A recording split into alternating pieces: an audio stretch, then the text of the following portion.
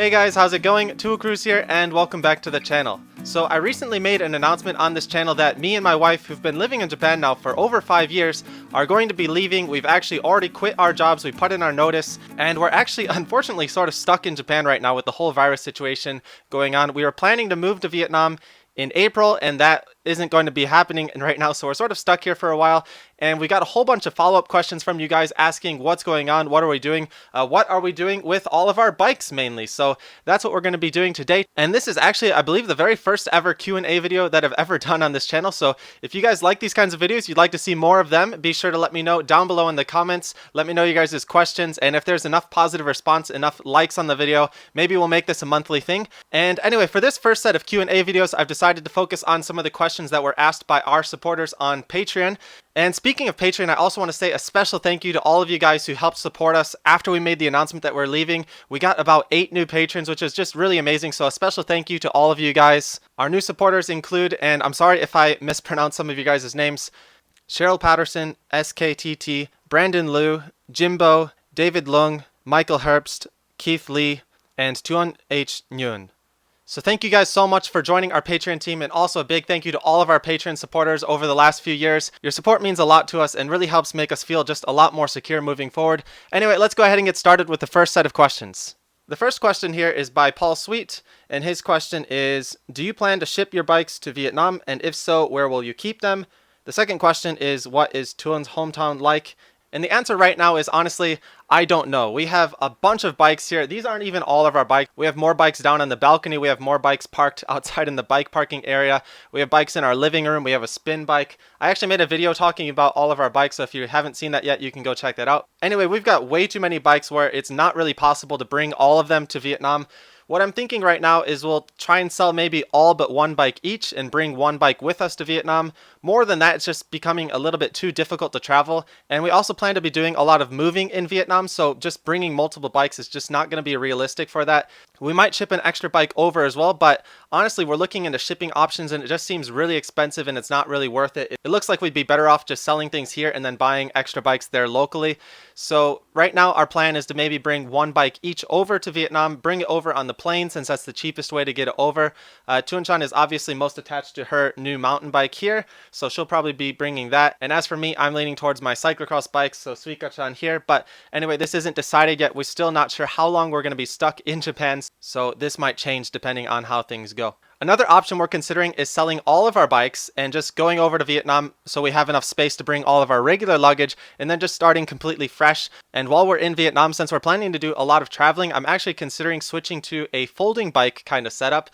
This again isn't decided, but it's just something I'm considering since those are the easiest way to get around. We can easily put them in a suitcase. We can transport them more easily. So everything is still kind of up in the air with that. As for Thuong's hometown in Vietnam, she actually lives in a very, very small town. The nearest city is called Vinh, which most of you guys probably don't know. It's about a 5-hour bus ride from Hanoi. And actually, we made a whole playlist of videos of our time when I went to visit her family in Vietnam. So if you're curious about seeing what her hometown is like, you can watch some of those videos. We did some cycling around her hometown. There's not much there. There's a lot of farming and it's just, yeah, really countryside in Vietnam, but we'll be spending more time there once we go there. And of course, we'll be making some more videos about life in the countryside, life in Vietnam. And her family actually runs a pho restaurant, so we'll be making some videos about that if you guys are interested. The next question is by Johnny D. Wicked, and that is, which bikes do you plan on taking with you to Vietnam? We've already answered that. So the next question, will you learn bike mechanic skills because I heard Vietnam won't have advanced tools available to you, or might not find a bike shop that may know how to use a press fit or hub adjustment and things like that.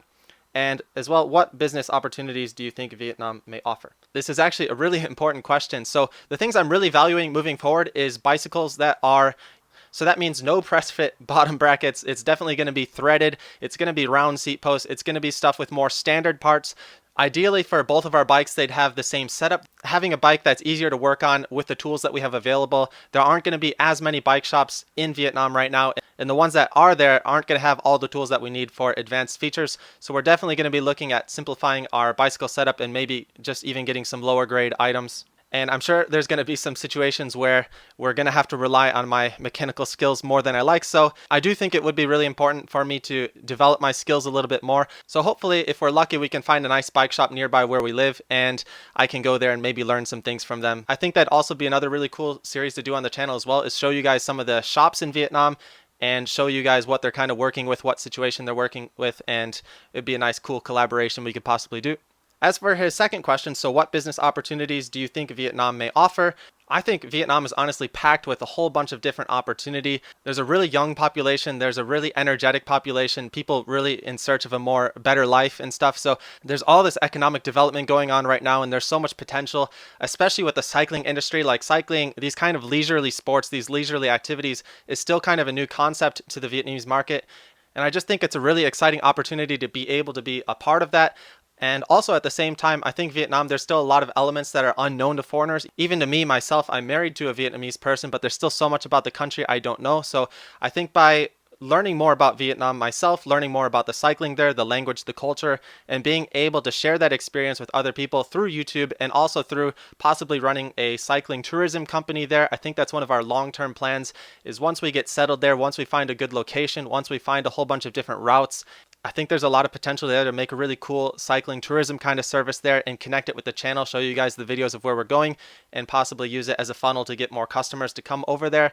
We're also considering ideas like doing a B&B, combining the bicycle tour company with the B&B, maybe even doing like cycling training camps, so like more long-term solutions so people can come there and we'll have a regular training schedule going on. There's a lot of different scale options, and it really depends on how well we can do this, how much we can finance it, and just really how well this all goes. So there's a lot of ideas that we have, and we'll see what happens. The next question here is from Brandon Liu, and this is, how do you conduct your usual bike talking? I have trouble talking more than 5 minutes, even about something that I love, and I'm curious about how you can speak for so long. And the funny thing about this question is actually I'm a really horrible public speaker. I don't like talking in front of people at all. And doing these videos where I'm talking in front of the camera are the videos that I hate the most, honestly.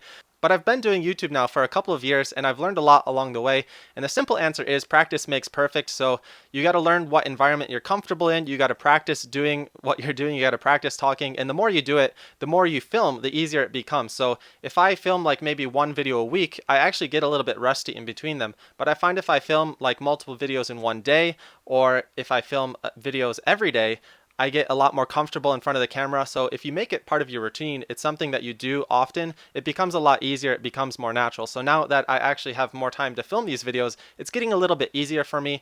For me personally, I really prefer the POV kind of style videos where I have the chest mount camera and I'm just talking about what I'm observing as well as talking about the story that I have in mind beforehand. So the simple answer is practice makes perfect, and if I can do it, anybody can do it. The next question is from Ron Tolentino, and he's actually got 3 questions. Let's see what we got.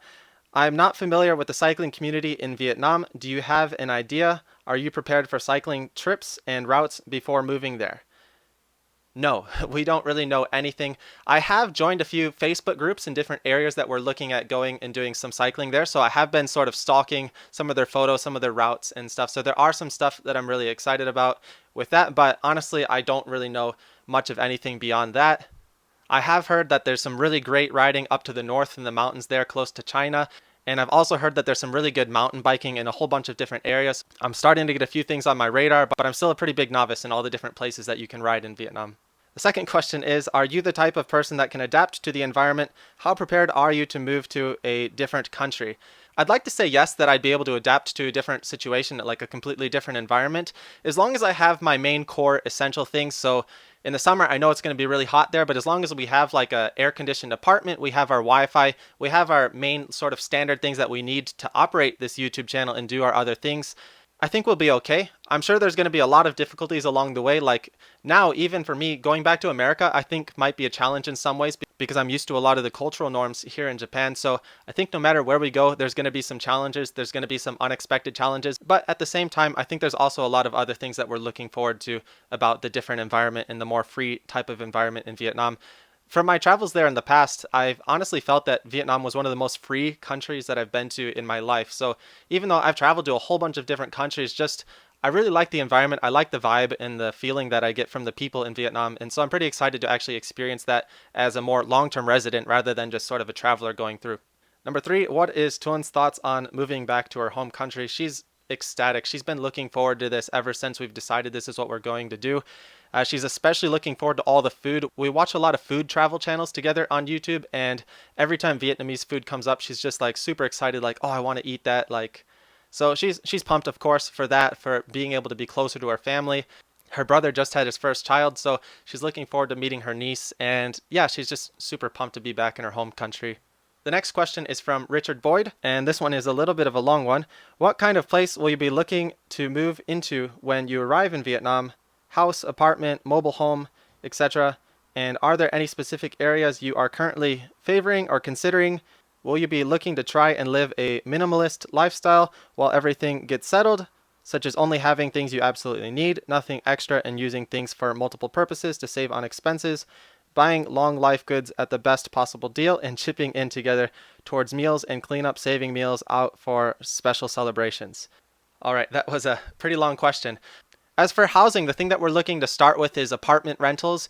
One of the great things we found in Vietnam so far is they have amazing short-term lease rentals. So you can get a fully furnished apartment with Wi-Fi, everything included, with house cleaning like once or twice a week or so. And you can get this on average for about $350 to $400 US dollars if it's not in a super popular area or anything like that. So it looks like there's some really amazing affordable housing options. And also this can be done on a very short-term contract. So you can do this for only 1 month, you can do this for 2 months. So what we're honestly considering doing right now is staying in one area for maybe like a month or so, 2 months, get a feel for it. We want to do this kind of as a research. We want to know what the area is like, what the good points are there, and we also want to experience different areas in Vietnam. We want to use this as research for our future business endeavors. So when we start doing our planning for our cycling tourism company, we'll know all the different things about these different areas. And so we don't have one set place right now where we want to live in Vietnam because we want to experience a couple different places. We want to know the country a little bit more before we decide a more permanent place to set our roots. That being said, we do have a couple places in mind right now which are our top picks for building this kind of company. And our number 1 pick right now is a city called Da Nang. So this is a city in the center of Vietnam. It's got a big international airport. It's one of the most modern cities in Vietnam. And in all the cities I've been to so far, it's been one of my favorites because the roads are wide, it's super clean, it's got beautiful beaches, it's got mountains nearby, and it's not as crowded as the other places. So it's just got everything that you need to really build a nice business out of there and a lot of potential for foreign customers to come, and it's easy access. So this is our top pick right now. Another place we are considering though is Da Lat, which is a mountain town closer to Ho Chi Minh City. It's still a decent bus ride away from there, but it's really high up in the elevation. So actually it's the same temperature apparently all year round. It's about 15 degrees Celsius every day all year round.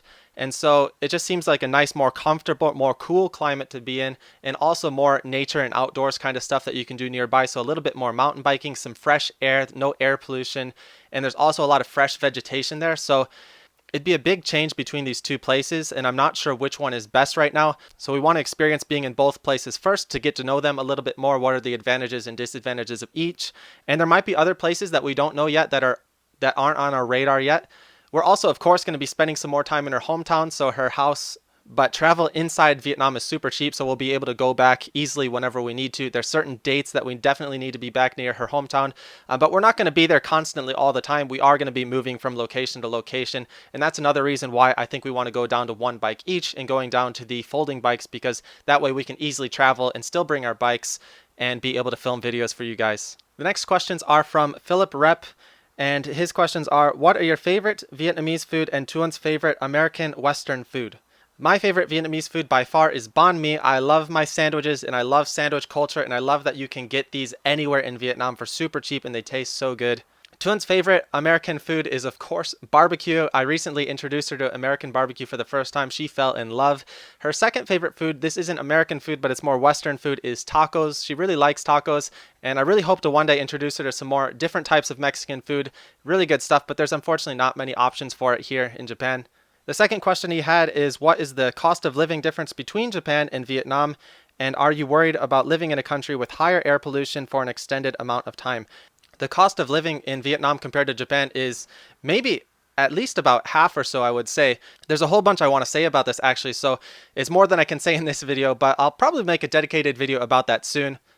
As for the air pollution, this is honestly one of my biggest concerns about moving to Vietnam, and this is one of the reasons I don't want to be living in one of the major cities, at least for a longer period of time. So Hanoi and Ho Chi Minh, those are two of the biggest cities in Vietnam, and it's way too crowded, it's way too congested, and yeah, the air pollution is just horrible. There's horrible long-term effects on your body. And so for deciding the place that we'd settle in Vietnam more long-term, the place with more better air quality is of course a huge factor for us, and that's why two of our main top picks are Da Nang and Da Lat. Da Lat is probably some of the best air quality in all of Vietnam, so that's a big reason for us to move there.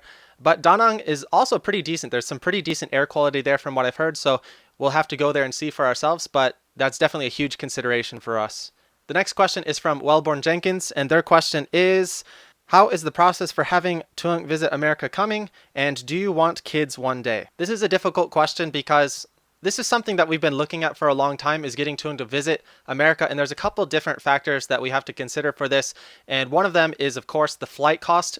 I haven't been to America personally since 2017, and one of the reasons for that was because we need to save money, and it's at least about $1,500 for a round trip ticket to America for one person, and that's a significant amount of money. So for both of us to go, it would be at least $3,000, which is a pretty significant amount of money. And also, if we do go, we have to decide what kind of time frame we were going to go. So with my old job, we could maybe take a week off of work, but in my mind, I don't think it's worth spending $3,000 to go to a place that you can only really spend a week there. If we're going to go to America, I'd like to go for a longer period of time, so maybe at least a month or so, and that way we can really show her different parts of America. There's a lot of places I want her to see.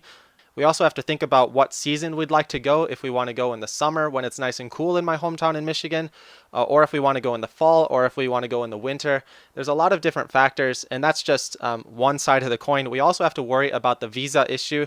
Unfortunately for Vietnamese citizens, it's actually pretty difficult for them to go into America. Even though we are married and I'm an American citizen, it's still pretty difficult for her to get a tourist visa to America.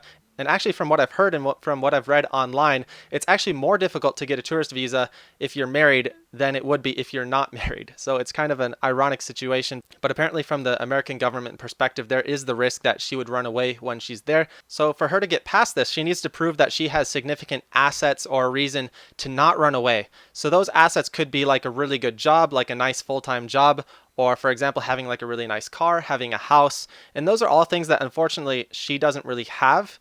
And even if it comes from me, it doesn't always necessarily count. She'd also have to go through an interview process, and she doesn't really speak enough English to really pass the interview process right now. So there's a lot of challenges with that. The other solution is to get her green card, which since we're married, we've been married for a couple years now. That was another path that we considered, so that way she could come to America at any time. But apparently to apply for this, I need to be living and working in the US. We can't apply for it when we're in Japan. At least that's my understanding right now. So unfortunately for us to go that route, we'd have to move to America and stay there for a couple of years so she can keep the green card. Because if we apply for it, we get it. But then if we only stay there for 1 year and then we come back, there's a chance that she wouldn't be able to keep the green card and then she'd lose it. So for us to apply for that, it'd be another long-term commitment and we'd have to move to the US for a long time. This is still something that we're considering. It's still a path that we may do in the future, especially when we start thinking about having kids. Where are we going to raise the kids? In what environment? Are we going to raise them in an American education system? Are we going to raise them in a Vietnamese education system or a private education system in Vietnam, which would of course be the more expensive option. Whereas if we raise them in public schools in the US, it'd be free. So there's a lot of considerations and a lot of complexities, but unfortunately it doesn't look like we're going to be able to go to America anytime soon. But once we are settled in Vietnam and we get everything settled with my residence visa there and get our whole marriage stuff, recognition stuff settled there, we will try and apply for her tourist visa to come to the US. So hopefully once this whole corona situation settles down a little bit and everything goes well with YouTube, and as we start to build our cycling tourism business, we can maybe find a good time and a good deal on a flight to go to the US so that she can go there. There's a lot of things that I want to show her there, and it's something we're definitely looking forward to doing at one point. The next question, and I'm sorry if I get the pronunciation wrong, is from Mikael Hamburg.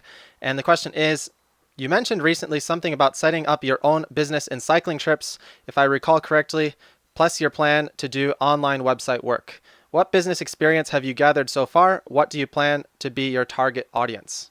Right now, we don't have any business experience in Vietnam, and we have very limited experience in Vietnam. Even though my wife is Vietnamese, she doesn't really have that much of a business sense, at least now until I'm sort of teaching her these things. And so the first few months, our plan is honestly research. We want to see what's working in different areas, what opportunities we see. From my own experience, I have a year of working in the cycling industry here in Japan.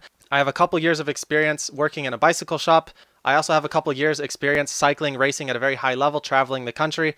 So we're definitely lacking a little bit in the experience department, but we're hoping to learn along the way and find some opportunities.